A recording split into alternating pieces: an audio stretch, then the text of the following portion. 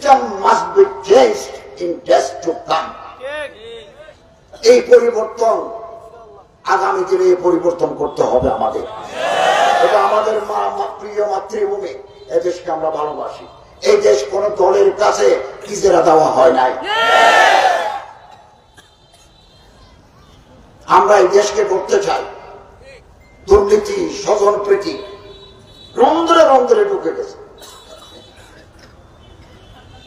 সম্মানিত হাজরিন, আমরা অন্তর্বর্তীকালীন সরকার, আমরা দায়িত্ব নিয়েছি। 4 মাস গত হয়ে গেল, 5 মাস চলছে। 20 বছরের 18 বছরের ঝঞ্ঝাল 2-4 মাসে পরিষ্কার করা সম্ভব নয়। আমরা সংস্কারে হাত দিয়েছি। খুব তাড়াতাড়ি মার্চের ভিতরে অথবা একটু পরে সংস্কার কার্যক্রম শেষ হয়ে যাবে। প্রধান নির্বাচন কমিশনার, অন্যান্য কমিশনারদেরকে আমরা নিয়োগ দিয়েছি। ভোটার লিস্টিং জানুয়ারির 1 তারিখ থেকে নতুন ভাবে হাল লাগাতে হবে।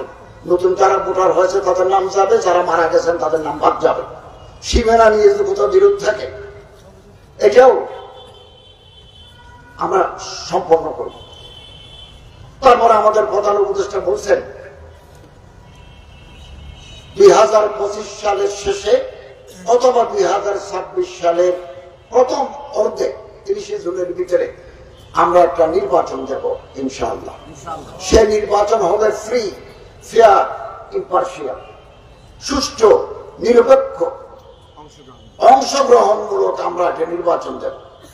এই 16-17 বছরের পরে এই প্রথম একজন ভোটার তার পছন্দের প্রার্থীকে দিনের আলোতে ভোট দিতে পারবেন।